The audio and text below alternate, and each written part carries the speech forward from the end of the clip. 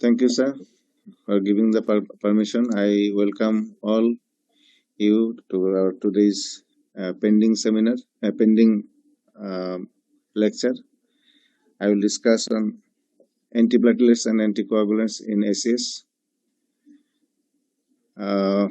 Our today's lecture is totally based on ESC 2020 guidelines on non-ST ACS, and will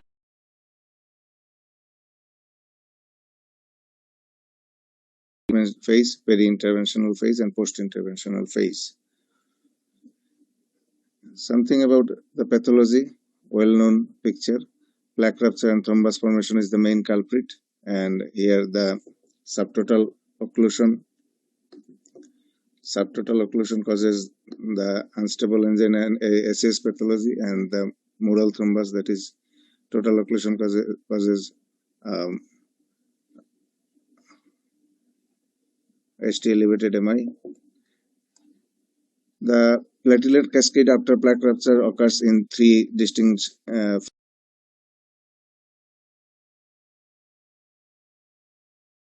uneven fracture in a ruptured area with reacting with the exposed collagen. Then the platelet adhesion. After adhesion, platelet releases some molecules, chemical mediators that are ADP, 5-HT, and thromboxane A2. All causes platelet aggregation, activation, and conformational change of the shape which invites more platelets, and these activated platelets causes aggregation of platelets through GP2B3A receptor on their surface. So these are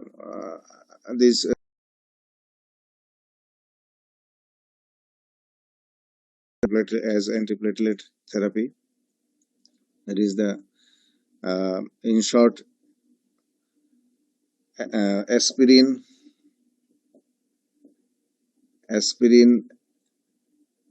blocks thromboxane A2 and other antiplatelet drugs, popularly P2Y12 receptor antagonist, blocks ADP binding to the platelet. Ultimately, they blocks the GP2B3A receptor activation, and platelet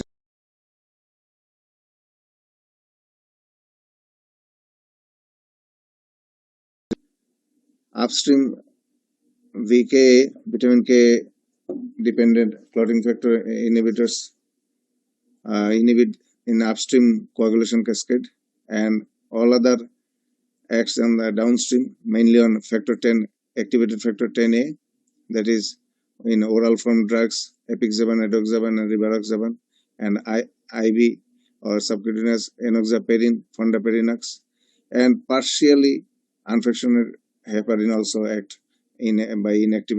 by activating factor.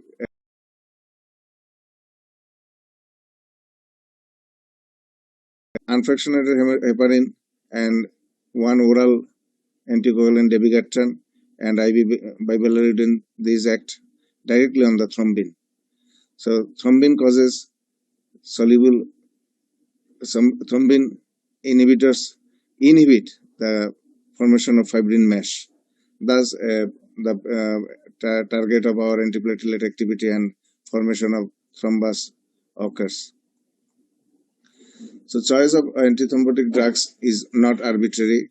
It depends on mainly on the ischemic risk of the patient, and the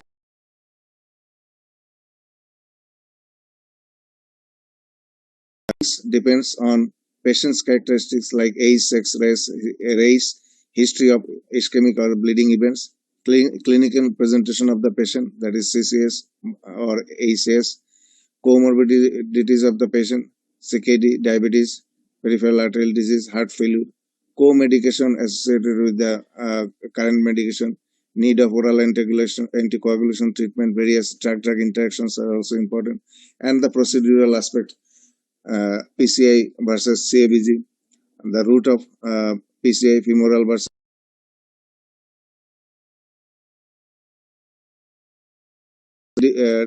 demands special situation, and the choice of antithrombotic drug is dependent largely on these factors. So let us start with the case presentation. So our case is a 75 years old lady with prior history of transient ischemic attack 8 months back, known CAD with triple vessel disease, CABG done in 2012 with diabetes mellitus and hypertension. So our lady is a high risk patient. Now she presented in the emergency department with chest pain, dyspnea and diabetes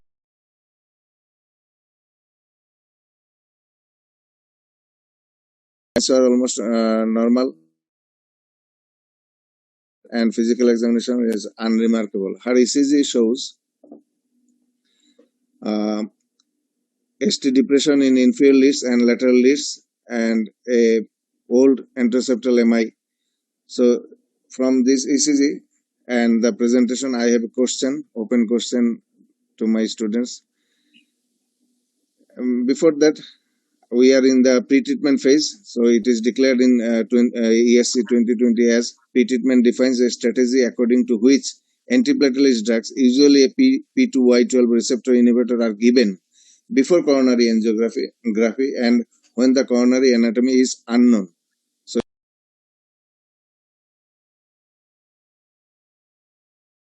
our patient will be given loading antiplatelet drugs. Sorry.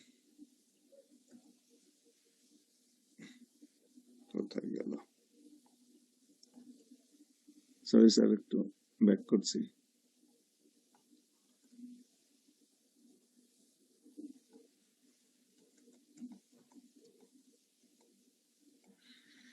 So question is, which of the following is the most appropriate antiplatelet therapy to be given to this patient in the emergency department? Enteric-coated aspirin 325 mg orally, enteric-coated aspirin 81 mg orally, non-enteric-coated aspirin 325 mg chewed. No aspirin given this patient as recent.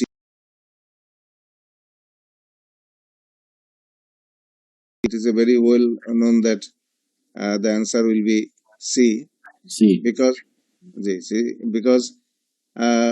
you just can't give anything better than aspirin at present from very previous time.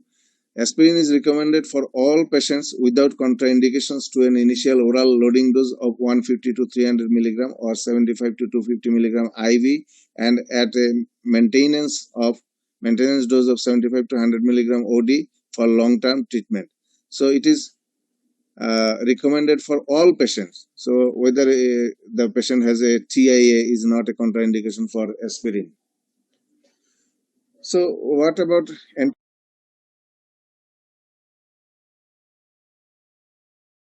delayed absorption?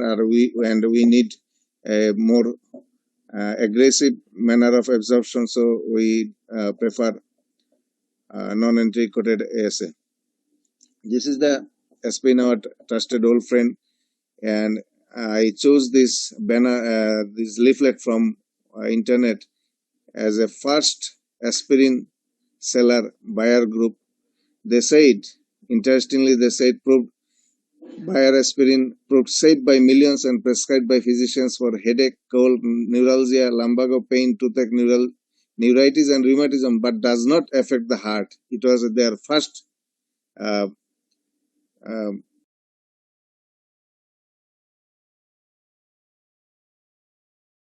it has totally now reversed nowadays treatment therapy, and aspirin is solely a cardiovascular agent.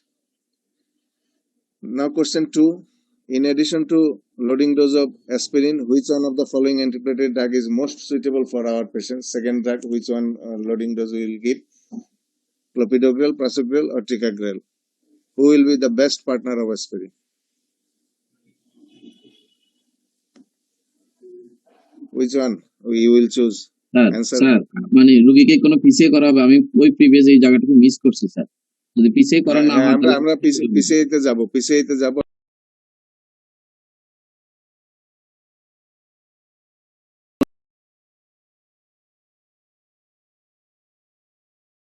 আমাদের জিনিসটা clear হওয়া দরকার এই জন্যই।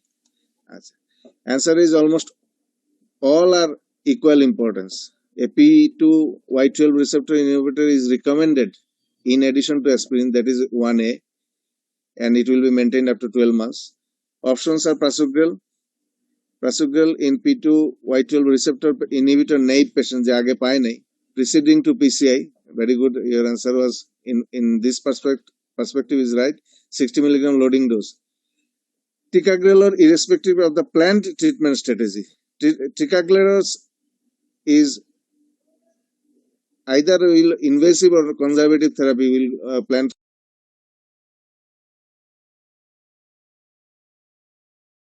Clopidogrel, as you know, it is a very popular because almost every 90% of the studies supported clopidogrel, though resistance cases are not uncommon.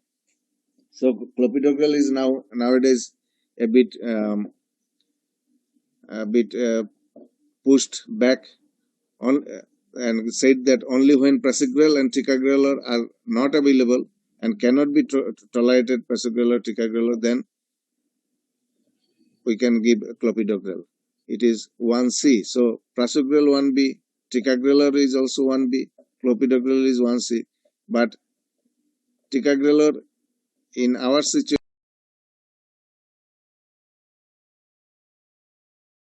most friendly option because we are not sure which way our patient will go. But you can use also prasugrel and ticagrelor confidently. So some points in this regard about P2Y12 inhibitors. This is a original molecule of the 3D structure of the molecule of P2Y12 inhibitor. There are several classes. Thioinopyridine, and those causing irreversible binding. First generation is ticlopidine, nowadays obsolete from the world. In 1991, it first emerged. And second generation, clopidine, and biokinetics, biologically it was a more active drug and with less toxicity and side effects, with efficacy, more efficacy. So ticlopidine was obsolete and clopidogrel instead emerged in the market in 1997. And third generation, that is prasugrel, it emerged in 2009, very recent drug. And non-thioinopyridine, reversible binding, more commonly ticagrelor and cangrelor. Ticagrelor is come after prasugrel. These are the mechanism where the P2Y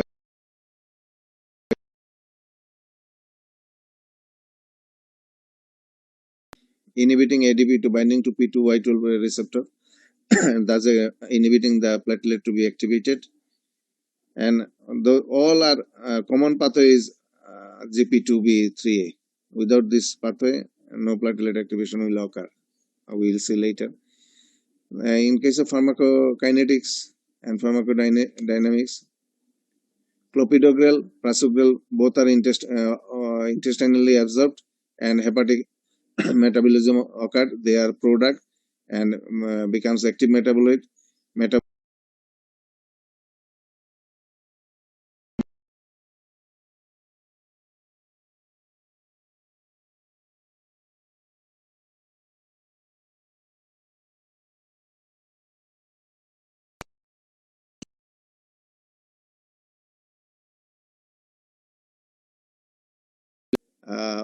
Than clopidogrel and prasugrel in this respect.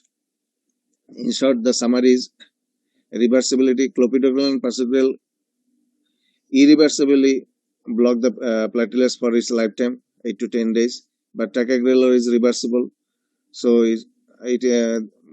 ticagrelor is directly active drug, but clopidogrel and prasugrel is prodrug. And onset of effect is very quick in case of ticagrelor. It is 30 minutes, and prasugrel also quick, though 30 minutes, but its bioavailability is less than ticagrelor.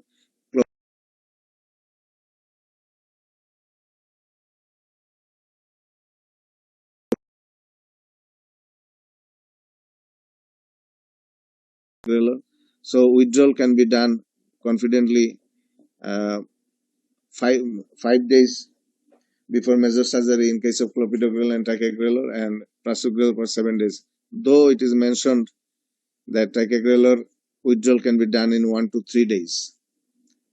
As it suggests, its duration of effect suggests 3 to 4 days, and 1 to 3 days it is FDA approved, and it is printed in their leaflets inside the box.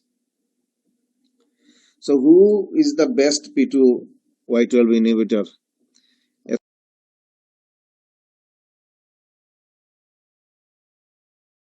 And heart. So who will be the best? It is the question, and the question previously we discussed also. Ticagrelor could be the best friend, as recommendations suggest. Irrespective of the planned treatment strategy, whether invasive or conservative, we can give the loading dose confidently with ticagrelor. Only perspective of ticagrelor against it is the cost and BID dosing, and a cough with unknown mechanism occurred in some patients. So it is in 1B. Prasugrel is also 1B, and 1C is clopidogrel. Evidence behind this is Plato. It is a 12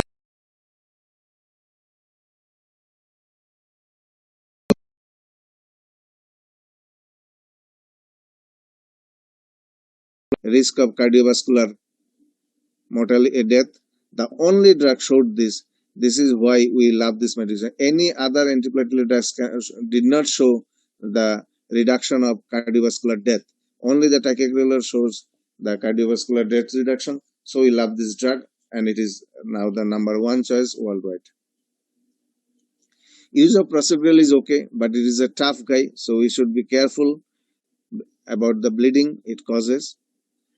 So regarding prasugrel, again I am reciting prasugrel in P2Y12 receptor inhibitor naive patient per day standard dose 5 mg per day for patients aged more than 75 years or with a body weight of less than 60 kg. This is 1B. And evidence behind the use of prasugrel is Triton TIMI 38. It is a 14 years old study now. Compared prasugrel with clopidogrel. It shows 19% reduction of cardiovascular risk, not the death, MI and stroke, but do not show reduction of cardiovascular death. Increased statistically significant minor bleeding in certain population group, elderly and low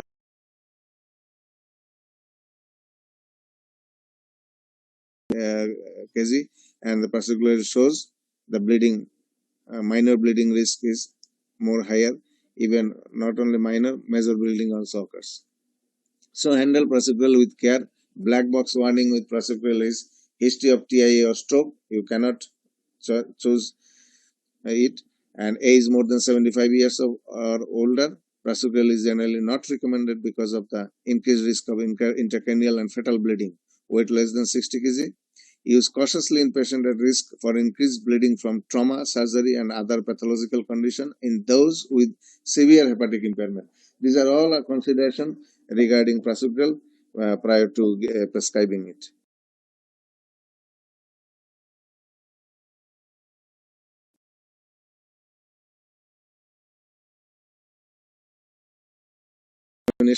About Vorapaxar. It is a direct thrombin antagonist. This is the only direct thrombin antagonist antiplatelet. When added, it shows some promising benefits when added to the aspirin and plus minus thiouinoperidine drugs.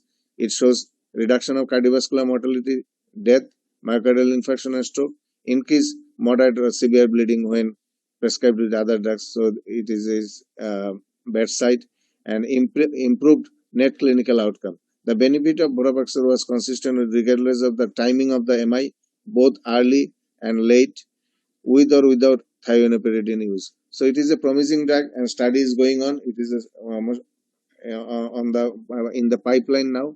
It acts by antagonizing the PAR, that is protease activates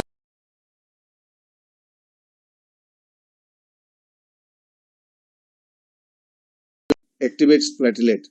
Thrombin inactivation can be done by either directly blocking the thrombin action, which is upstream done by the anticoagulants, and in downstream it can be blocked by PAR, one antagonist like Vorapaxar, by giving it you can see from here that PAR1 antagonist, and thrombin's action can be modulated in this way. So why another antiplatelet is coming? Because as I mentioned that thrombin is the key mediator of platelet activation, and this thrombin mediated platelet activation remains unaffected. Antithrombin therapy could be a good option. So there is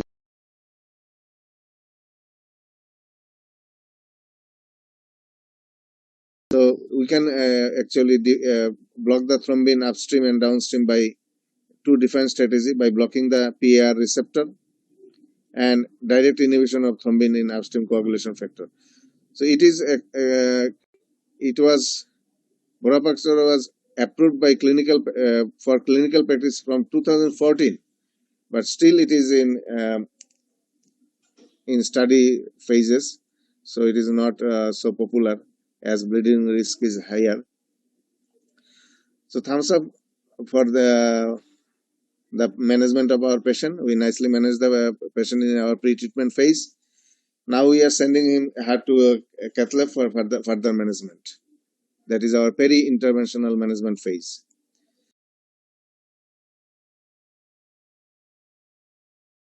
325 milligram loading dose, ticagrelor 180 milligram loading dose, and transfer to the cardiac cath lab. Which anticoagulation regimen is recommended for PCI? You can choose one of four: fondaparinux, bivalirudin, unfractionated heparin, and enoxaparin. Which one will you prefer? Enoxaparin, sir. Why enoxaparin? I will discuss. Anything to say? We are sending our patient to PCI. PCI, yes, sir. You choose enoxaparin. Enoxaparin, sir. Okay, let us see what. enoxaparin হবে কেন? enoxaparin class 2 মানে indication. এখানে unfractionated heparin class 1। Unfractionated heparin.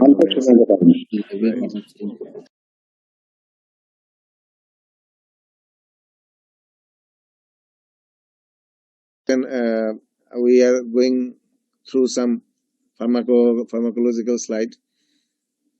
The heparin inhibits directly thrombin and factor 10A weakly.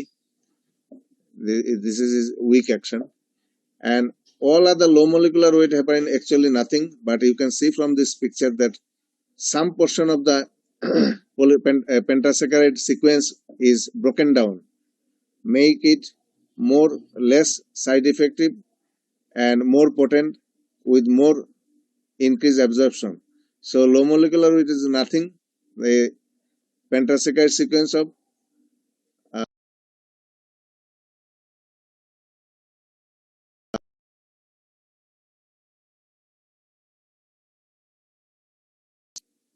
factor 10A. So this is the fondaparinux. This is only the smallest portion of the total pentasaccharide sequence. In case of their comparison, heparin and low molecular weight enoxaparin is biological, but fondaparinux is synthetic. Molecular weight, fondaparinux molecular weight is very low. Target is 10 activated factor 10A and 2A by heparin, and low molecular weight and fondaparinux act by activating 10A.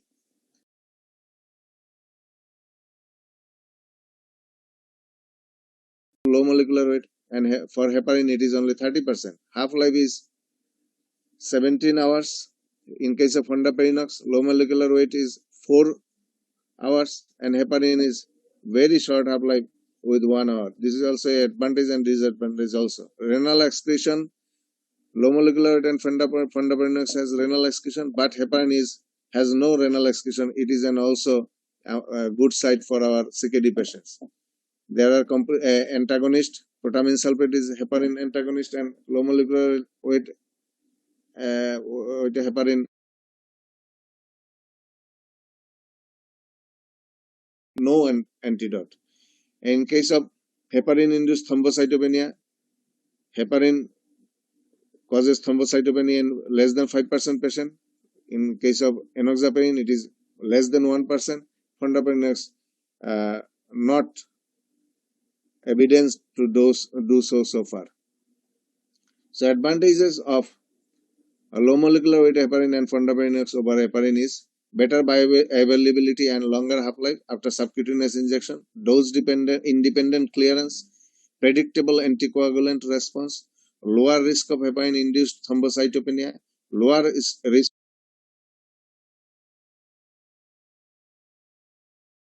used heparin, can be given subcutaneously once or twice daily for both prophylaxis and treatment, simplified dosing, coagulation monitoring unnecessary for most patients, safer than heparin for short and long-term administration, safer than heparin for long-term administration. These are all the advantages of using low molecular weight heparin and fondaparinux over heparin.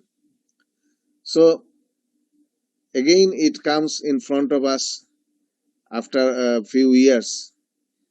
In the recent past, sir can say, and I also saw in NICBT that unfractionated heparin was the choice of drug. It was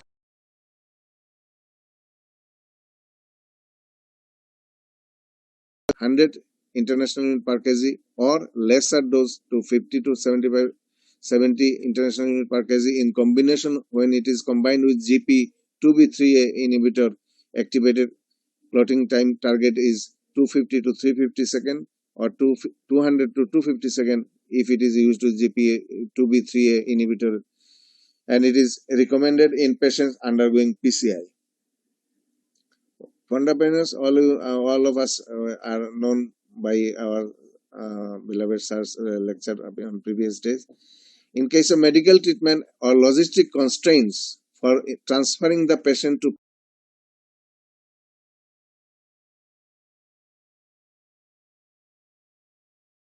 a single bolus of unfractionated heparin is recommended at the time of PCI. If we use fondaparinux, it is logical in our situation. We can use it frequently in our CCUs as we are not sending our patients immediately to PCI lab. So we can use fondaparinux very confidently. It is a very good molecule. But if we use it and send the patient to PCI cath lab for PCI, we should a single bolus dose of unfractionated heparin in the patient receiving fondaparinux. So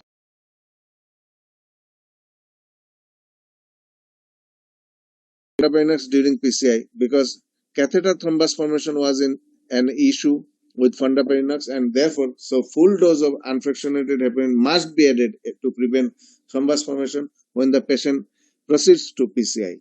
So if we during PCI, it is not recommended. What about enoxaparin?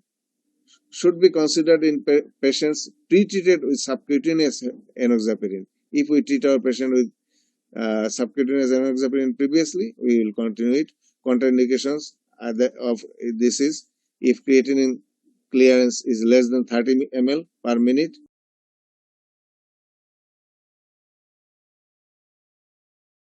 once daily dose, and the use of unfractionated heparin is indicated in these contraindication cases.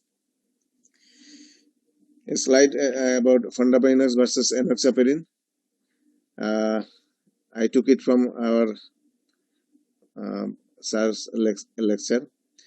New changes in modalities in treatment is only heparin. Fondaparinux is the only heparin after streptokinase. Only option of treatment of heparin-induced thrombocytopenia may be a option in patient allergic to low molecular weight heparin. So this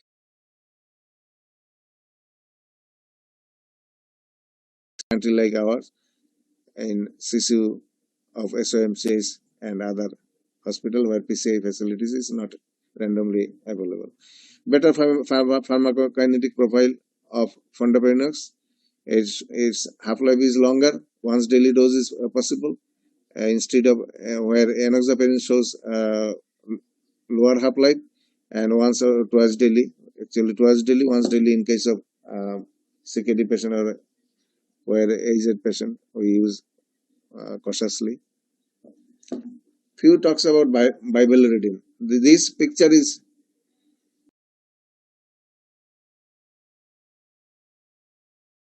লালার মধ্যে থাকে হিরোডিন নামে একটা জিনিস। এই হিরোডিনটা যখন joke আমাদেরকে কামড়ায় তখন ব্লিডিং করে। এই হিরোডিন থেকেই এই ড্রাগটা আসছে। এটা synthetic analog হচ্ছে bivalirudin. It is recommended during PCI may be considered as an alternative to unfractionated heparin. যখন আপনি দিতে পারতেছেন না তখন আপনার নাই অপশন বা you are severely contraindicated in case of patient developing HIT, you can choose bivalirudin. It is 2B, level of evidence is A. Why bivalirudin? Due to its short half-life and favorable results in some of the studies.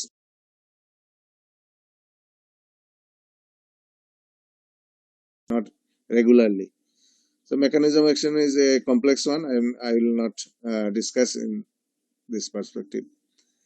Disadvantage of bivalirudin is, though it significantly reduces the risk of major bleeding, a study that is HIT PPCI trial shows bivalirudin had increased death, MI or stroke, and acute ST was more common in comparison to unfractionated heparin.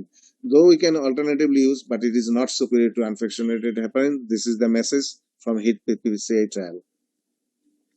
Few words on peri-interventional antiplatelet drugs. There are some drugs, antiplatelet drugs, we can use. The options are GP2B3A inhibitors and cangrelor. GP2B3A inhibitors, IV efzimfumab, the first drug, FT58, and oral gemilofiban. It is in phase 3 trial, and cangrelor. I'll briefly discuss some points on this, especially on cangrelor, because it is an upcoming drug and its special use are coined in some cases. It is the final common pathway GP2-3B to activate the platelet. So this is an option to inhibit the platelet.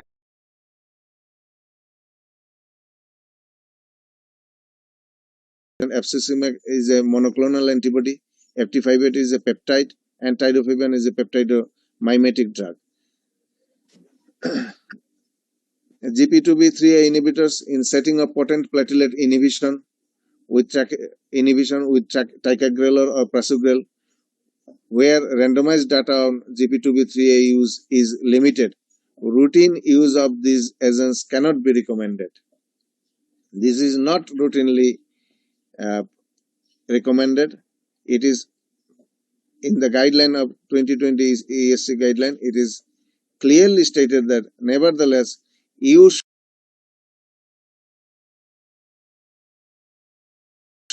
a bolus to bail out situation means that we want a more potent anti-thrombotic effect, so we can use a single dose, that is called bailout situation, or thrombotic complication, and may be considered for high risk PCI in patients without pre-treatment with P2Y12 receptor inhibitor. যদি কেউ অন্য P2Y12 receptor না পেয়ে থাকে, দেওয়া না হয়ে থাকে, তাহলে সেই ক্ষেত্রে আমরা বেইলআউট সিচুয়েশন হিসাবে হাই রিস্ক পিসিআই পেশেন্টকে এটা একটা অপশন আছে।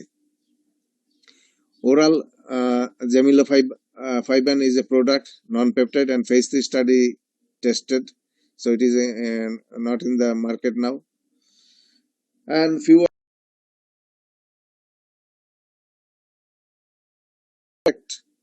a reversible short-acting P2Y12 receptor inhibitor can a choice in periprocedural phase, where we can use. I will briefly describe. Before that, a few things about the molecule. It is a direct P2Y12 receptor antagonist, non-thioinopyridine. It is an ATP analog. Parenteral administration is only route of drug administration. Drug half-life is only 3 to 6 minutes, and offset is within 16 minutes we can trade off the drug. So from this picture, you can this graph, you can see that when we are prescribing cangrelor, within 20 minutes, the platelet activity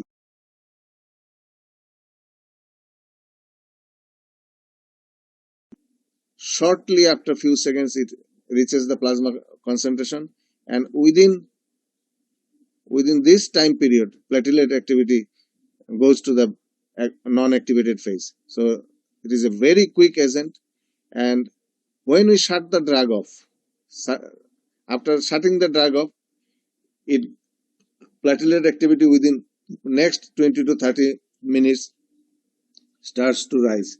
Actually, it is within 10 minutes it starts to rise to its peak level.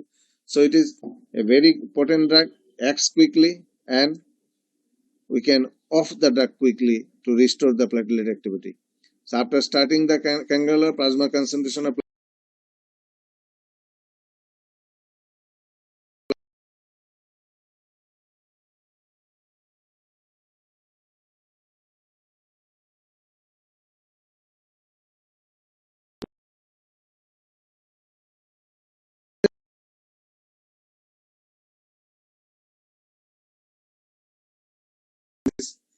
we can use in some situation. That is, if we recently plan for a patient for a implantation of a stent, or patient will go for CABG or any other procedure, and if we are not feeling comfortable to stop the antiplatelet drug 5 to 7 days back, we want to continue it for near up to the table of the surgery table for safety of the patient. In that case, this drug has a good option. You may stop the antiplatelet couple of days before, 5 to 7 days before. You can stop the all antiplatelets and put the patient on the cannula, because it is an IV drug, and if we stop the cannula 2 hours before,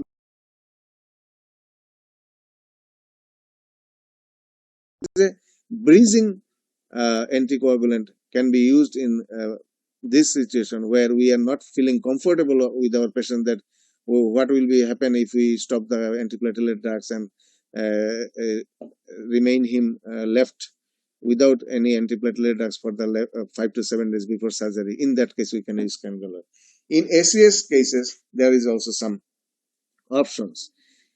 Antiplatelets are less effective for many reasons in ACS patient, because the patient is in prothrombotic stage. All drugs could not act very potently and energetically in the prothrombic states.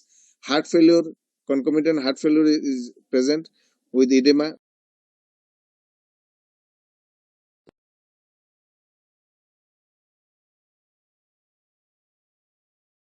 So vomiting is a very common problem. If we give him an antiplatelet loading dose, he will vomit the drug. So it is an option in these particular cases. In ACS patients also, better start IV cannula to overcome the situation. So these two situations and scenario, we can use this drug. What about our patient? At present, we do CAG successfully in our patient, and CAG shows RCA mid segment about 60% lesion, and not so bad. Distal segment show subtotal occlusion, almost nearly total subtotal occlusion. The patient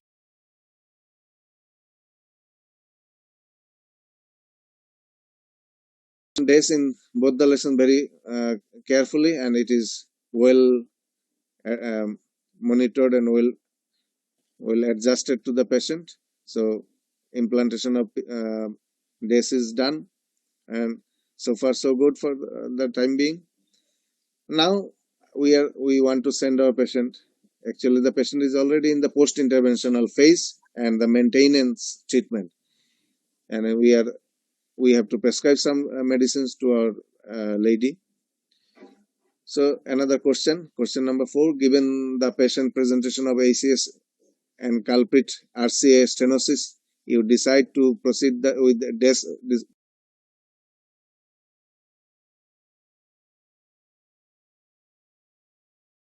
milligram daily plus ticagrelor 90 milligram BID for 1 year, ASA 81 milligram daily, ticagrelor 90 milligram BID for 1 year, and ASA 81 milligram indefinitely and ticagrelor 90 milligram BD for 1 year, ASA 80 milligram daily indefinitely and ticagrelor 90 milligram BID for 6 months. Which one will be our most preferred, most appropriate option? D, sir, D. Okay.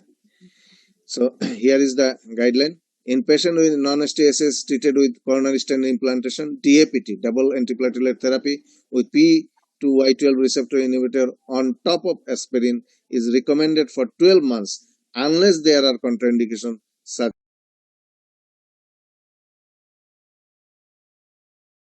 a P2 Y12 receptor blocker. Which drug is preferred? You all know the answer, ticagrelor. And some slides on DAPT will be discussed in very shortly and briefly. Why we use DAPT? Why one drug is on top of aspirin is preferred nowadays? The answer is to prevent the stent thrombosis, especially in STEMI patient where widespread thrombosis occurs. And stent thrombosis risk is, you know, that is higher in first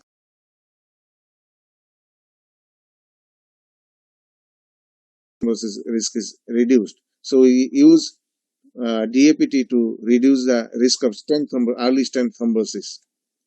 So 1 to 3 months should be enough. Why we use beyond? Why guidelines stated for 1 year?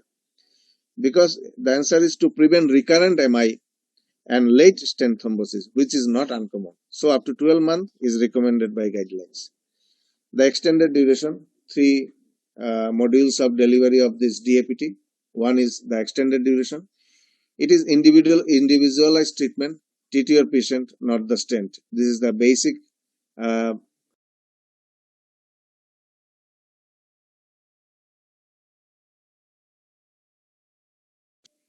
if bleeding risk is high, shorten the DAPT.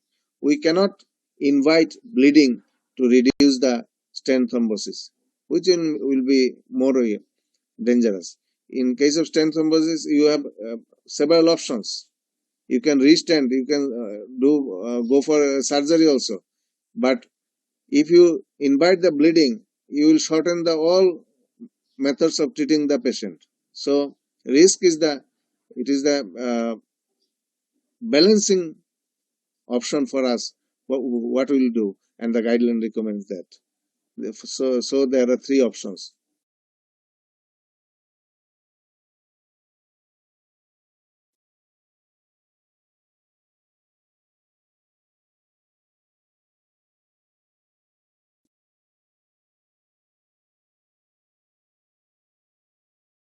And without risk of major bleeding or life-threatening bleeding, it is 2A, level of evidence A. Adding a second antithrombotic agents to aspirin for extended use in patient with moderately increased risk of ischemic event, not high risk, moderately risk of ischemic event. It is 2B. Without increased risk of major or life-threatening bleeding, it is 2BA. And in SAS patient with no prior stroke or transient ischemic history attack, history, you are at high ischemic risk and low bleeding risk. It is 2BA.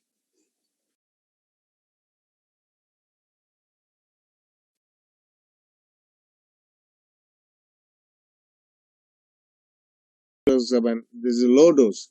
This is the only case where the guidelines suggest low dose. 2.5 milligram BID approximately for 1 year can be prescribed. So there is a option for triple therapy also. What about if we think the patient would benefit from extended duration therapy?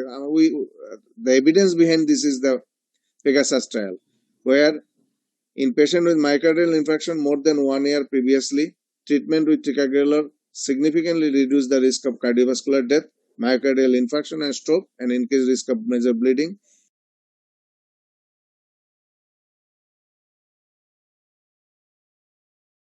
Ticagrelor shows reduced risk of cardiovascular death. We previously mentioned in a study. So it also reduced the myocardial infarction. These are the background and the evidence. We state the evidence level A, B. This is one of evidence that Pegasus trial tells us to add a drug beyond the initial stage. If the patient bleed or not tolerating DAPT or go to surgery, you shorten the duration, go for 6 months therapy. This is cited in the ESC guideline.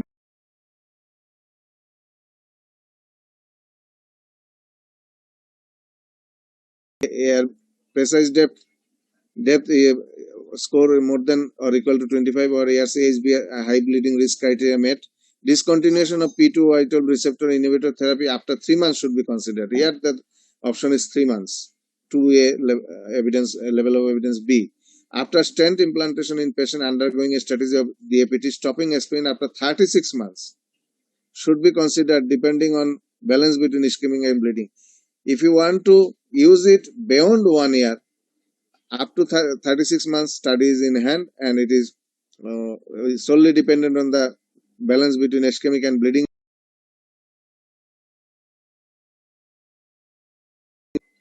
Another thing is DAPT escalation. De-escalation means switching a potent drug from like prasugrel or ticagrelor to less potent drug clopidogrel. In non-HTSS patient may be considered de-escalation as an alternative treatment regimen. It is 2BA, especially for SES patient deemed unsuitable for potent antiplatelet inhibition. If you think that the no, we will not shorten the duration of 1 year or more, we prefer to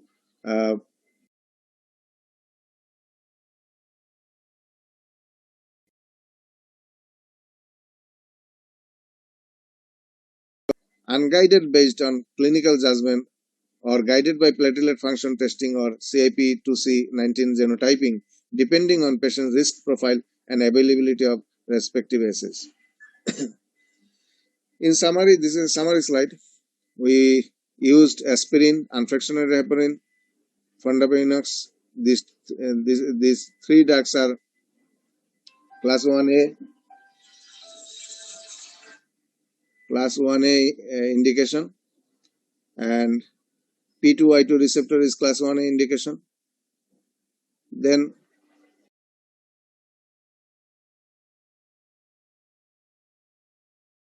indication, and cangrelor is at present 2BA present recommendation, and GP2B3A 2BC recommendation. So now some another option for treating with antiplatelet and antithrombotic in patient who present with will undergo PCI and presenting with AF. This is not an uncommon presentation. Triple antibiotic therapy at the intercept between threats and opportunities. Stent thrombosis prevention we can prevent with DAPT, such as patient bears AF. We know that 10% patient of all SES patient bears AF. So in that case, we can use preferably oral anticoagulant in preference more than in preference to DAPT to prevent the stroke. That is the area of discussion, and it is called triple antithrombotic therapy. Here is also another short case. 70 years old woman with a history of hypertension, diabetes and paroxysmal AF, weighing 68 kg. eGFR is 55 ml per minute.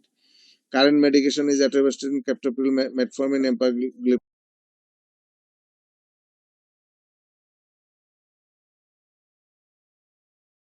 And undergoes coronary angiography. 95% of ostial right coronary artery stenosis with thrombosis. Second generation DACE is implanted.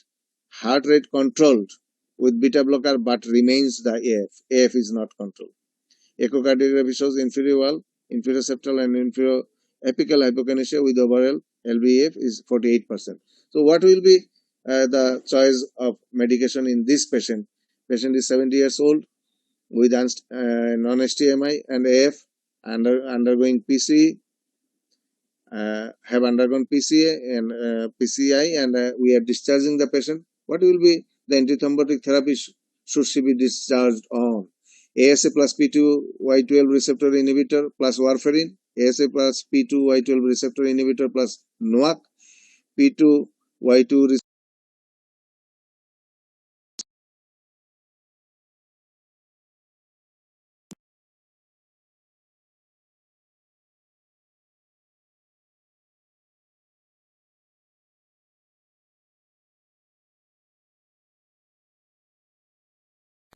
plus NOAC.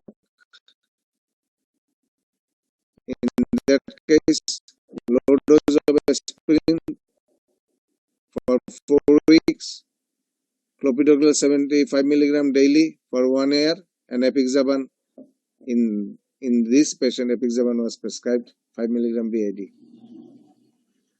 And this is a slide for use of in a patient with non-STSS presenting with AF and undergone PCI.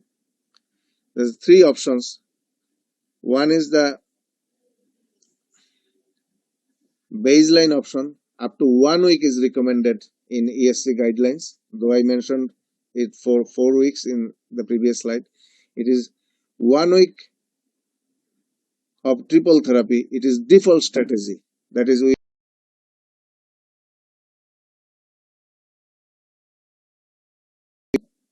preferably NOAC. And then after 1 week, up to 1 year, it depends on what is the patient's risk profile. If he is with high bleeding risk, we'll shorten the duration of triple therapy. If with high ischemic risk, we will lengthen the triple therapy. This is the basic and fundamental rule.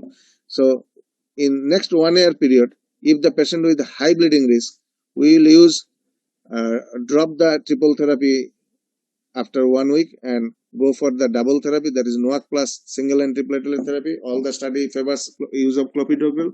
So NOAC with the clopidogrel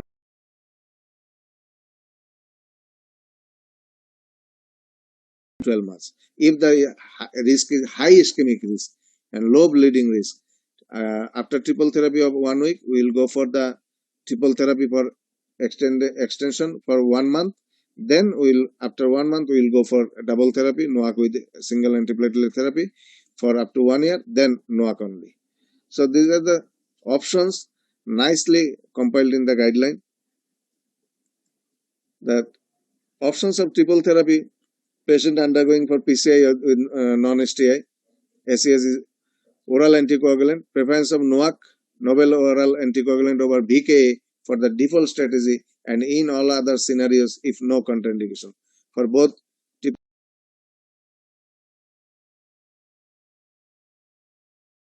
as follows: apixaban 5 milligram BID, dabigatran 110 milligram or 150 milligram BID, edoxaban 60 and rivaroxaban 50 milligram or 20 milligram. So we are preventing the stroke, and from here you can see that the full dose of the NOAC is given.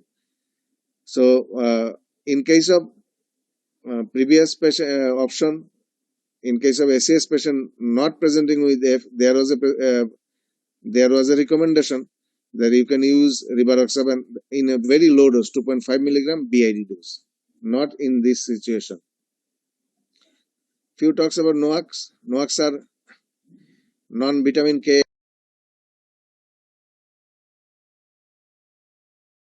of 2 groups according to their action. Their direct thrombin inhibitor is dabigatran, and factor 10 activated factor 10 inhibitor is rivaroxaban, apixaban, and edoxaban. We use it and like it over oral anticoagulant warfarin because it shows less drug-drug interaction, less dietary restriction, more predictable pharmacokinetics, that is fixed dosing, and less monitoring is needed. This is the summary I mentioned earlier. The default strategy of TAT with high ischemic risk group, TAT extension is done, and with high bleeding risk, no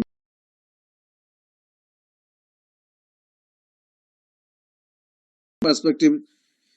This is the area beyond the guideline. It is actually in the present situation, and from the guideline practice you can see that clopidogrel is very potent drug, and you can use one study shows, there is Twilight study shows that if you use clopidogrel alone in some patients, after 3 months, if we use of aspirin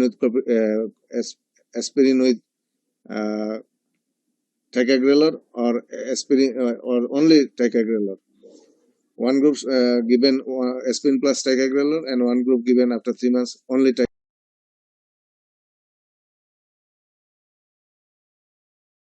pass. It will be a future perspective, though. A few slides to present for clinical interest, not theoretical interest, not for guideline practice. Should we drop aspirin in future? As potent drugs are available, so single antiplatelet therapy is safer, but not clear at present. No data is clear at present. Why the question comes? This slide is from Dr. Roxana, a participant of the SCCI guideline. She is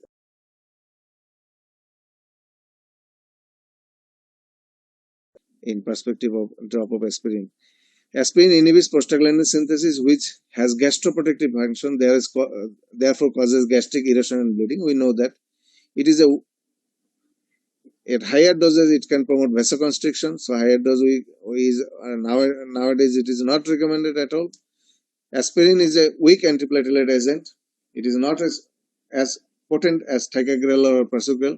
Low dose aspirin was better than higher dose of aspirin when combined with ticagrelor in Plato study. In West study, like strategy of dropping aspirin together was superior to triple therapy. So the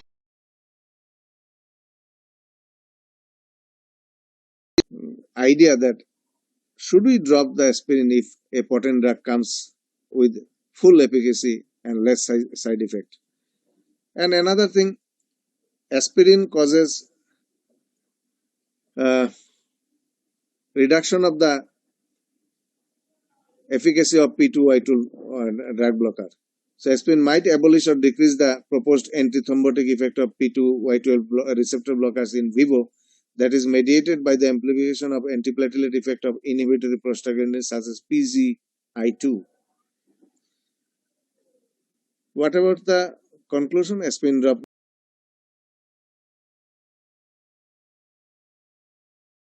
Conclusion, I summarize this slide. DAPT is obligatory following SCS or PCI to mitigate the coronary thrombosis. Oral anticoagulant is obligatory to lower the risk of stroke. It will be prescribed according to the Charles-Bus algorithm. Bleeding risk is increased with triple therapy and associated with comparable mortality risk as MI. A recent study suggests a dual strategy of NOAC with clopidogrel may be optimal in most patients. Patient-centric approaches that incorporates patients' wishes and priorities within the context of cohesive healthcare.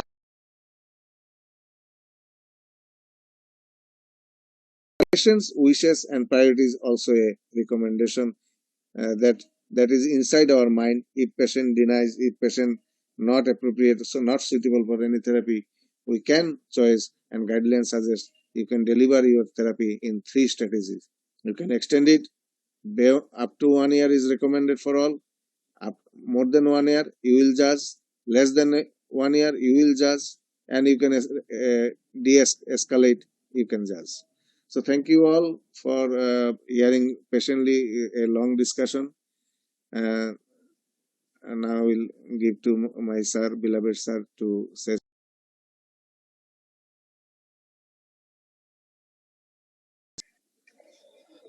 Sir, Adab sir. Sir. Sir, thank you for your nice and colorful presentation, sir. Sir, you nicely mentioned the recommendation of ticagrelor in non-ST-SCS. I want to know the recommendation of ticagrelor in ST elevated MI, sir. Ticagrelor is ST elevated MI recommendation ta kirokom sir? আমি তো আজকে ST elevated MI perspective বলি না, তারপরে বলতেছি যে ST এখানে গাইডলাইনটা antiplatelet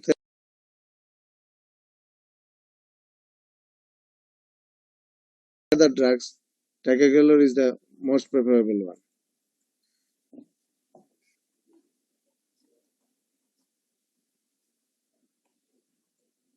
Ticagrelor's one problem is BID dosing, its cost, and unknown etiology, unknown mechanism, cough. I need to supplement. Yes, sir.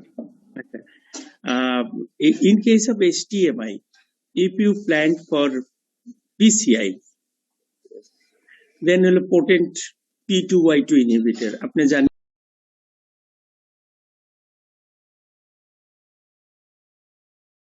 ticagrel এবং pasugrel is more potent than clopidogrel. অতএব আপনার এই দুইটা চয়েস করতে হবে। এখন এই দুইটার ভিতরেও এখন রিসেন্ট মানে ট্রায়ালে দেখা গেছে যে প্রাসুগ্রেল ইজ এর আগে পর্যন্ত ছিল টিকাগ্রেল ইজ মোর পোটেন্ট, এখন টিকাগ্রেল চেয়েও প্রাসুগ্রেল মোর পোটেন্ট। আপনি যদি পিসিআই স্ট্র্যাটেজি আপনি অ্যাডপ্ট করেন তাহলে আপনি প্রাসুগ্রেল দিবেন যদি কন্ট্রাইন্ডিকেশন না থাকে। কন্ট্রাইন্ডিকেশন কি? স্ট্রোক যদি প্রিভিয়াসলি থাকে,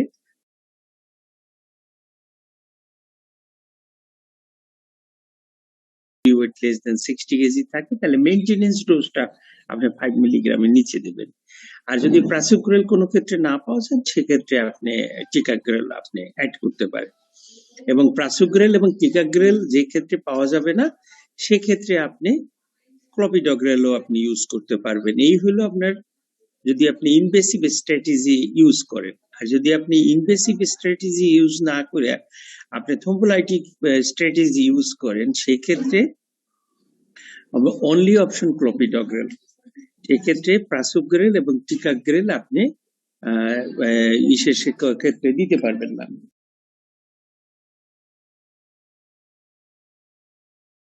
আমি পিসিআই করলাম না, আমি ইও করতে পারলাম না, মানে থ্রম্বোলাইটিকও দিতে পারলাম না, সেই ক্ষেত্রে আমার অপশন কি থাকতে পারে? আমি কি সেই ক্ষেত্রে পোটেন্ট P2Y2 ইনহিবিটর দিতে পারি কিনা? প্রাসুগ্রেলের ক্ষেত্রে বলা হয়েছে যে এটা ব্লিডিং রিস্ক বেশি করে, এই ক্ষেত্রে আপনি ইন্ডিভিজুয়ালাইজ করবেন। গাইডলাইনে এরকম স্পষ্ট দুই ক্ষেত্রেই কিছু দেওয়া হয় নাই, এইরকম ক্ষেত্রে গাইডলাইন কোনো স্পষ্ট তেমন কিছু বলে নাই। তবে সেক্ষেত্রে আপনার নিজস্ব মানে অ্যাপ্লাই করার কথা। তবে পোটেন্ট P2Y2 ইনহিবিটর শুধুমাত্র stent থ্রম্বোসিসের prevent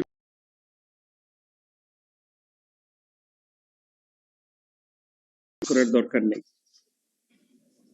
Thank you, sir.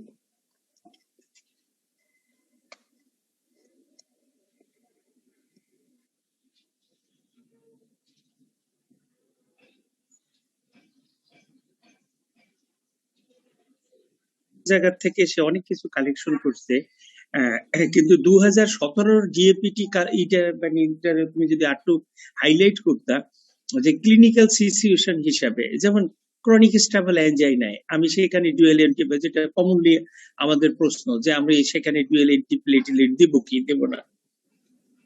তারপরে হলো acute coronary syndrome. Acute coronary সিনড্রোমে নন এসটিএসিসটা সে ভালো করে দেখাইছে। আনস্টেবল অ্যাঞ্জাইনা এবং এসটিএল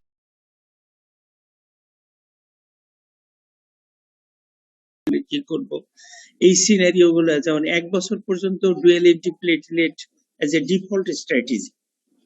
তুমি যদি পিসিআই করো, পিসিআই করার পরে 1 বছর ডিফল্ট স্ট্র্যাটেজি। এখন এটা কমতে পারে এবং এটা বাড়তে পারে, সেটা ডিপেন্ড করে ক্লিনিক্যাল সিচুয়েশনের উপরে।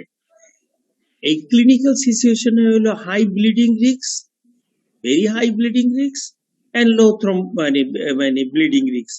এই তিনটা ব্লিডিং রিস্কের সাথে তারা কম্বিনেশন করছে হলো থ্রম্বোটিক রিস্ক, যে কতটা থ্রম্বোসিস সেই মানে প্রসিডিউরটা হতে পারে। সেটার ভিতরে হচ্ছে প্রথমে হলো ক্লিনিক্যাল কন্ডিশন সিনারিও, যে এমআই অথবা unstable angina, non STEMI, younger patient, diabetic, মাল্টিভেসেল,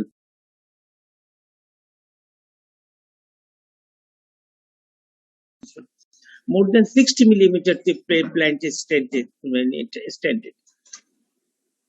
এবং complex PCI, left main PCI, এইরকম যে সমস্ত সিচুয়েশন গুলো থাকে সেই সিচুয়েশন গুলো না হাই থ্রম্বোটিক রিস্ক ক্যারি করে। এই হাই থ্রম্বোটিক রিস্ক যেখানে ক্যারি করে এবং যেখানে ব্লিডিং রিস্ক কম থাকে, ব্লিডিং রিস্ক কম থাকা মানে হইতেছে আপনার হ্যাজব্লেডটা যদি আপনি মনে রাখেন, অত কিছু আপনি মনে রাখতে পারবেন না, আপনার মাথার মধ্যে তো সবকিছু একসাথে থাকবে না।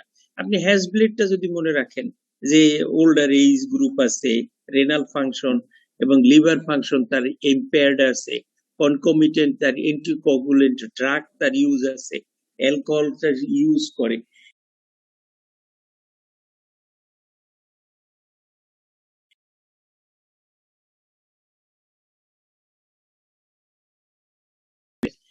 এই দুইটা ব্যালেন্স করেই আসলে আবার ডুয়েল অ্যান্টিপ্লেটলেট থেরাপিটা দিতে হবে।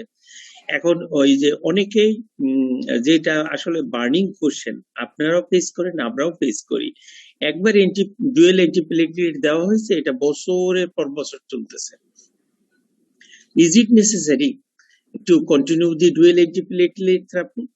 আপনি প্যাগাসাস ট্রায়াল দেখছেন, প্যাগাসাস ট্রায়াল টিমি 54 দেখছেন, যেখানে পোস্ট এমআই পেশেন্টকে তারা অ্যাসপ্রিন এবং টিকাগ্রেল দিছে এক্সটেন্ডেড, মানে 36 month in comparison two aspirin alone. সেক্ষেত্রে দেখা গেছে যে মর্টালিটি বেনিফিট তোমার টিকাগ্রেলে বেশি।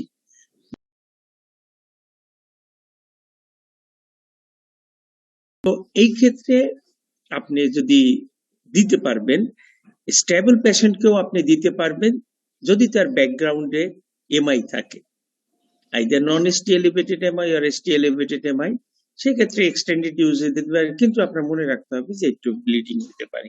এই কোশ্চেনটাই আপনার কাছে আসে। তারপরেও পেশেন্ট যদি স্টেবল থাকে, আপনি যখন পেশেন্টকে জাজ করতেছেন যে আপনি পেশেন্টের কোনো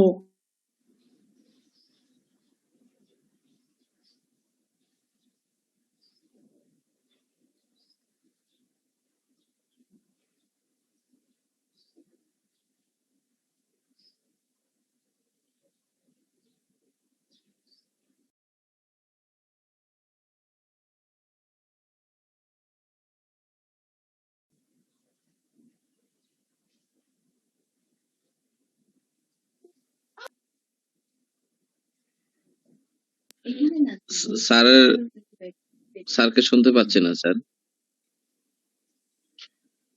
ভিডিওটাই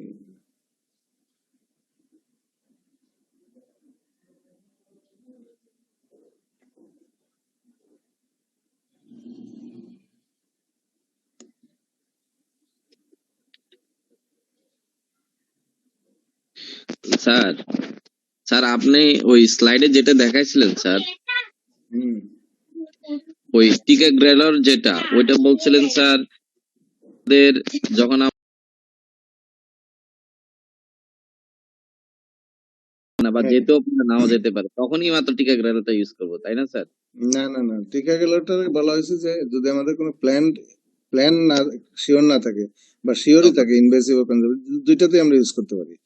প্রাসোগ্রাল পিসি এর ক্ষেত্রে ফাসোগ্রেল পিসের ক্ষেত্রে পিসি এর ক্ষেত্রে প্রাসোগ্রাল preferred over ticagrelor, but ticagrelor is also a preferred drug in both situations, invasive or conservative. Clopidogrel only when prasugrel and ticagrelor are not available and cannot be tolerated or are contraindicated. So তিনটা ক্ষেত্রে বলা আছে। এটা আসলে এত লম্বা slide আরো আছে, ওই যে কম্পারিজন এর গুলা দিলে তো অনেক সময় লাগে, জন্য আমি অ্যাভয়েড করে না দিচ্ছি। স্যার, অনেক সুন্দর।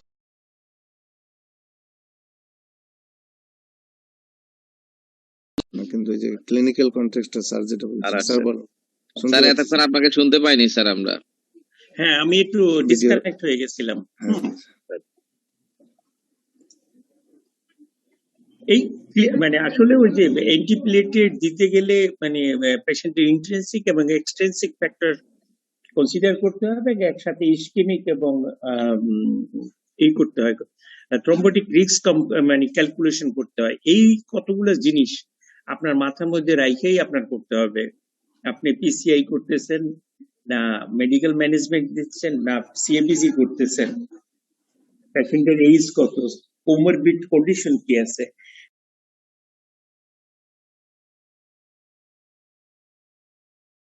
চিকিৎসাটা শুরু করতে হয়।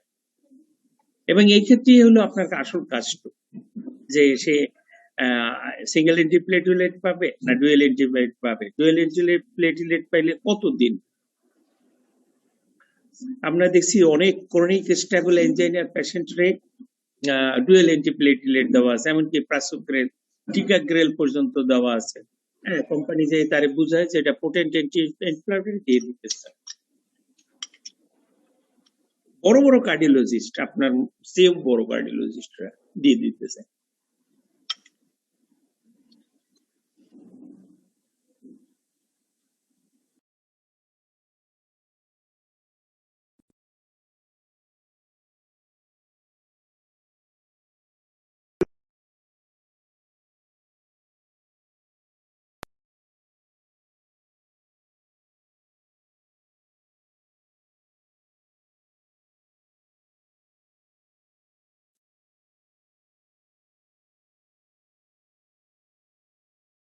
আমাদের তো বিপদ এখানে।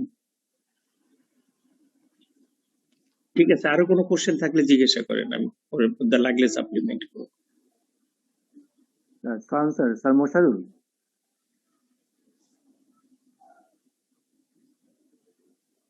হ্যালো। মশাল ভাই শুনতে পাচ্ছি। হ্যাঁ দাদা, আমার তো খুব নাইস প্রেজেন্টেশন। এন্টিকোগুলান, এন্টিপ্লাটলেট অথবা lipid lowering agent after CABG এরকম কোনো রিকমেন্ডেশন আছে নাকি? আমরা প্রায় দেখি যে একটা সিঙ্গেল মানে বাইপাস করে আসছে, একটা সিঙ্গেল এন্টিপ্লাটলেট দিয়ে রাখছে, লিপিড লোয়ারিং।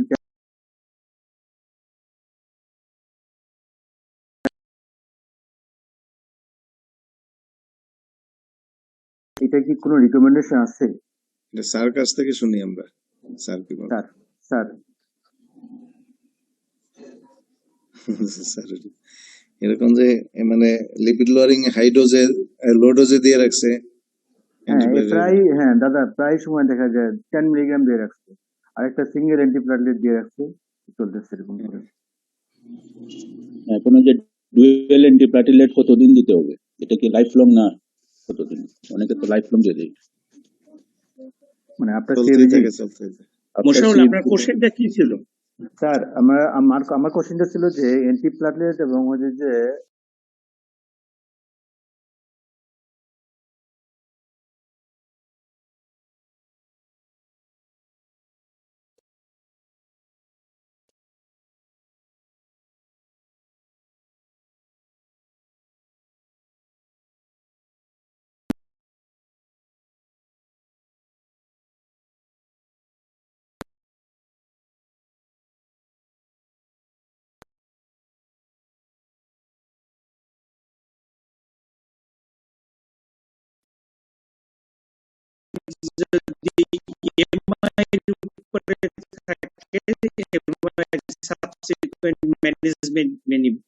উপরে থাকবে, সে মানে এমআই ম্যানেজমেন্টের উপরে আপনার বিটা ব্লকারও দিতে হবে, এসি ইনহিবিটরও দিতে হবে, অ্যাসপিরিন, ক্লোপিডোগ্রেল এবং স্ট্যাটিন আপনার দিতে হবে। এই ক্ষেত্রে মানে পিসিআই করুক, সিএবিজি করুক, যে ক্ষেত্রেই করুক, ডুয়েল অ্যান্টিপ্লেটে 1 বছর লাগবেই। এরপরে আপনি মানে স্কোর করবেন, স্কোরিং করবেন যে এটার মানে রিস্ক আপনার কতটুকু আছে, যে থ্রম্বোটিক রিস্ক হওয়ার সম্ভাবনা কতটুকু আছে। যদি দেখেন যে না, এটা থ্রম্বোটিক রিস্ক হওয়ার সম্ভাবনা বেশি আছে, সেই ক্ষেত্রে আপনি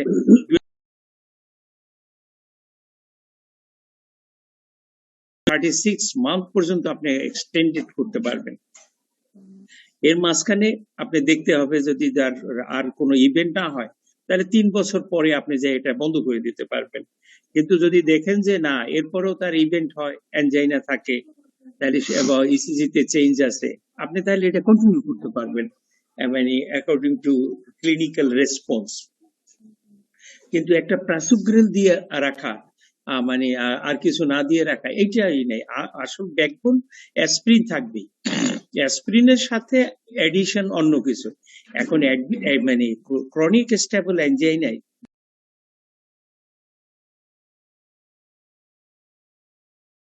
adding a second antiplatelet in addition to aspirin confers nothing, কোনো বেনিফিট দেয় না।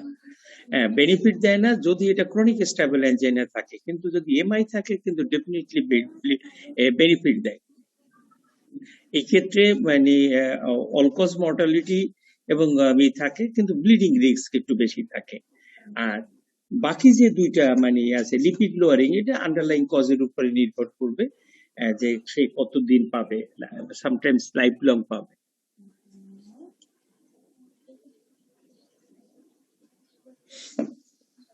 Thank you sir.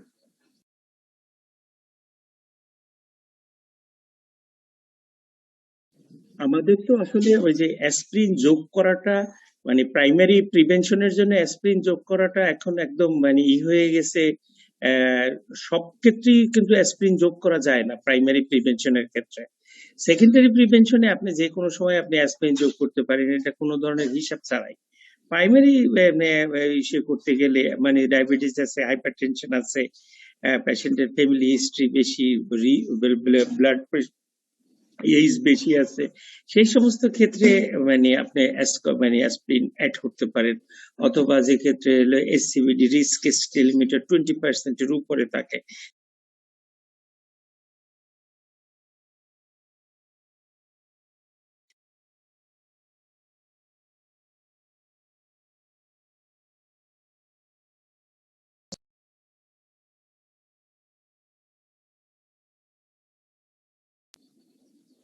R secondary প্রিভেনশনে তো লাগে। এখন মানে সমস্যাটা হইতেছে সেকেন্ড অ্যান্টিপ্লেটলেট অ্যাড কখন করব, কতদিন করব, এটার উপরে নির্ভর করবে।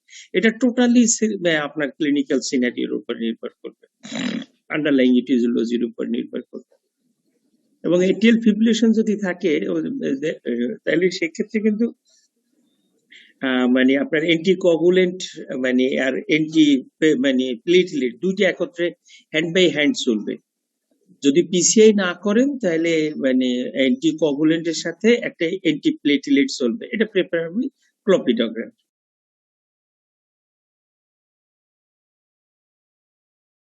চলবে। এটা ক্লাস 1 ইন্ডিকেশন যে এক্সটেন্ডেড পিরিয়ডে শুধু অ্যান্টিকোয়াগুলেন্ট চলবে, 12 মাস পরে আর থাকবে না, সে পিসিআই করেন বা না করেন।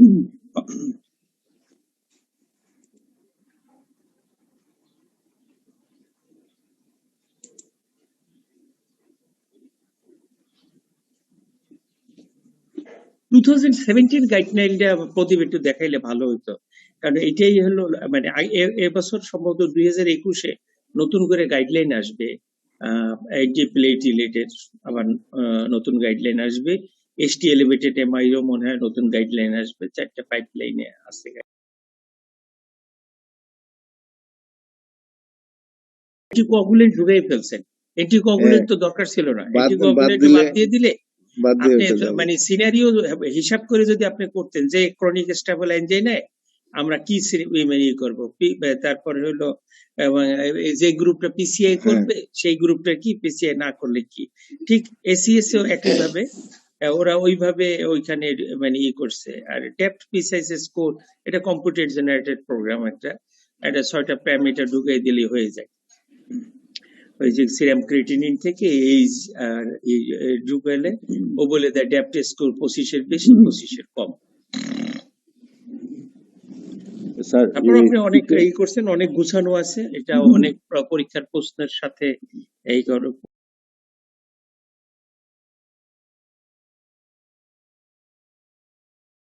পাওয়া যায়, মানে পাওয়া যায় না। ইন্ডিকেশন অফ এনজিওগ্রাম মানে বলতে মানে ত্রাহি মধুসূদন অবস্থা, আপনার ভিতরে পিসিআই আর ধরবে কম। স্যার আসসালামু আলাইকুম sir. Thank you for the Pradeep da, so nice presentation. And sir তাহলে যারা পিসিআই করা আছে স্যার, তাহলে তো 1 বছর পরে শুধু অ্যান্টিকোয়াগুলেন্ট হবে স্যার, যদি এফ থাকে, এফ থাকে যদি স্যার, জি স্ট্যান্ড থাকলেও না, মানে প্র্যাকটিক্যালি স্যার খুব অনেকেই দেয় না, বেকআপা লাগে। হ্যাঁ, প্রতিবার স্লাইডটা একটু দেখাইতে পারো, ওই যে মানে ইসের টটের ট্রিপল মানে কোয়াগুলেন্ট কিন্তু 1 সপ্তাহ,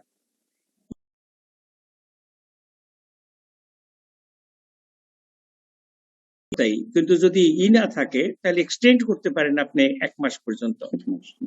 ছবিটা একটু দেখেন, এটা বেকআপা লাগবে। এইটা হ্যাঁ দেখেন, বড় করেন। ও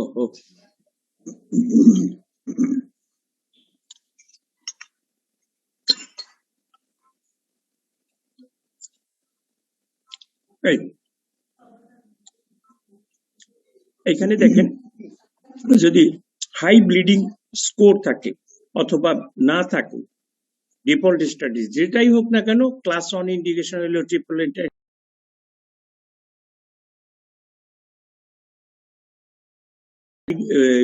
থাকে, ইসকেমিক রিস্ক থাকে, এটাকে আপনি এক্সটেন্ড করতে পারেন 1 মাস পর্যন্ত। আর যদি এটা ট্রিপল থেরাপি এক্সটেন্ড করতে পারেন, আর যদি এটা যদি হাই ব্লিডিং রিস্ক থাকে তাহলে ওই 1 সপ্তাহ। এরপরে ডুয়েল অ্যান্টিপ্লেটিলেট। এখন ডুয়েল অ্যান্টিপ্লেটিলেটের ভিতরে মানে ওই যে নক্স প্রেফারেবলি, আর একটা হইতেছে আপনার হলো সিঙ্গেল অ্যান্টিপ্লেটিলেট। সিঙ্গেল অ্যান্টিপ্লেটিলেট প্রেফারেবলি এটা ক্লোপিডগ্রেল। এখন এটা ক্লাস অফ ইন্ডিকেশন আর করা দেওয়া আছে। এখানে 6 মাস পর্যন্ত আপনি ডিএপিটি দিবেন, এরপরে 6 মাস পরে আপনার কিন্তু সিঙ্গেল অ্যান্টিপ্লেটিলেটে আসবে, শুধু ভেরি হাই রিস্ক গ্রুপে। এটা ক্লাস 2A ইন্ডিকেশন, কিন্তু 12 মাস পরে সব কটে ক্লাস 1 ইন্ডিকেশন। তার মানে কোনো ক্ষেত্রে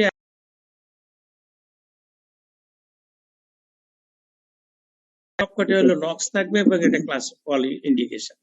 আর ডিফল্ট স্ট্র্যাটেজি হিসাবে পুরোটাই হলো ক্লাস 1 ডুয়েল অ্যান্টিপ্লেটিলেট। নন এসটির ক্ষেত্রে স্যার হ্যাঁ, এটা নন স্টেমাইড ক্ষেত্রে মানে এই প্রোটোকলটা।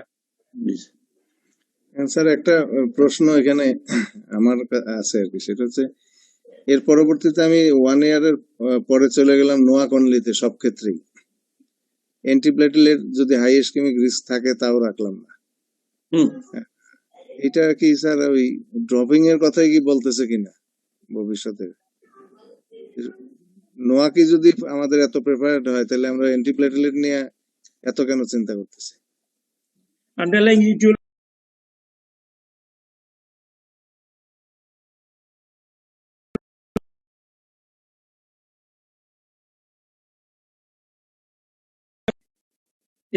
স্পেশালি হাই রিস্ক গ্রুপের সাথে, আর লো রিস্ক এবং দুই গ্রুপই আপনার ব্লিডিং বাড়বে। কিন্তু আমার তো স্যার এই পেশেন্ট তো ইসকেমিক সেটিং এ আছে, এফ আছে না এসিএস এর তো একদম নন এসটিএসিএস, নন এসটিএমআই ডায়াগনোস করা। তাহলে আমি যদি সোললি নোয়াকের উপর ডিপেন্ড করতে পারি, তাহলে NOAC why NOAC is not prescribable in other situations, যদিও এখনো কিছুই নাই গাইডলাইন, এফ ছাড়া নক্সেরই নাই, রুল নাই, রুল নাই। ওটা আর কি করে? নক্স তো হলো যে রিভার ফ্যাক্টর 10 কে ইনহিবিট করে, অ্যাক্টিভেটেড ফ্যাক্টর 10 কে, হ্যাঁ ফ্যাক্টর 10 কে ইনহিবিট করে। আর অ্যান্টিপ্লেটলেট আপনি দেখাইছেন সেটা মানে থ্রম্বোক্সানের A2 কে ইনহিবিট করে। প্লেটলেট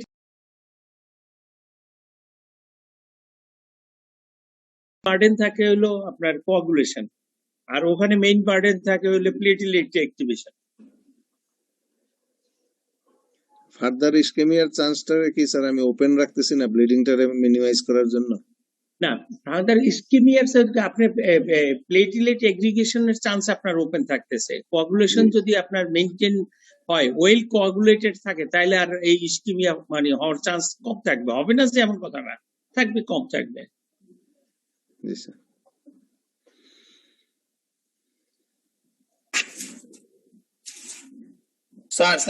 স্যার ডাক্তার দিলীপ বলতেছি স্যার। জি বলেন স্যার। আমার একটা প্রশ্ন ছিল স্যার।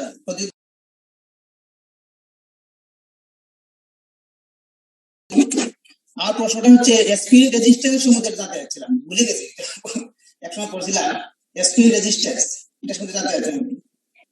অ্যাসপিরিন রেজিস্ট্যান্স, হ্যাঁ হ্যাঁ, অ্যাসপিরিন রেজিস্ট্যান্সটা হচ্ছে যে ডাইরেক্ট মানে ইয়ের মতো ক্লোপিডোগ্রেলের মতো অ্যাসপিরিন রেজিস্ট্যান্স হয় না, কিন্তু আপনার ওই যে একটা সিচুয়েশন আমি একটা স্লাইডে দেখাইছিলাম যে কিছু অ্যান্টিথ্রম্বোটিক স্টেটে যখন আপনার, আমি স্লাইডটা আনি একটু,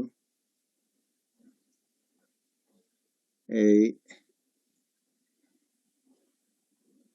অ্যান্টিথ্রম্বোটিক স্টেটে কিছু প্রথম্বোটিক স্টেটে চান্সটা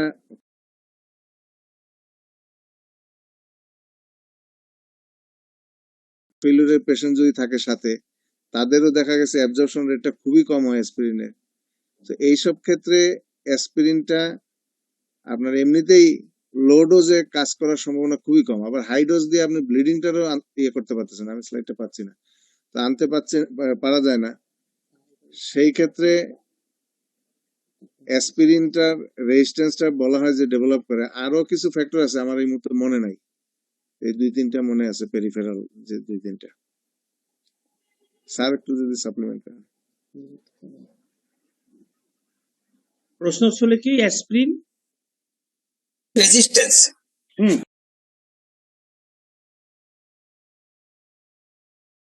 পেশেন্টকে পাওয়া যায় অ্যাসপিরিন রেজিস্ট্যান্স। এখন সেক্ষেত্রে জেনেটিক টেস্টিং করে দেখতে পারেন, অথবা আপনি ক্লিনিক্যাল সাসপেনশনের উপরেও আপনি থাকতে পারেন। আমাদের দেশে মানে ক্লিনিক্যাল টেস্টিং খুব কম, মানে কমই সম্ভব। সেই জন্য আমরা যদি পেশেন্টে আমরা অ্যাসপিরিন দিচ্ছি, ক্লোপিডোগ্রেল দিচ্ছি, কিন্তু আন্ডারলাইং মানে পেশেন্ট প্রবলেম বারবার হইতে আছে, সেই ক্ষেত্রে এটা এবং হইলে এটা চ্যালেঞ্জিং, এটা জেনেটিক ফ্যাক্টর থাকে, এটার মানে প্রিডিটারমাইনিং ফ্যাক্টর থাকে, এনজাইম গুলো দিয়ে মানে অ্যাক্টিভেট করে না। থ্রম্বোক্সিনে একটু মানে সে ইনহিবিট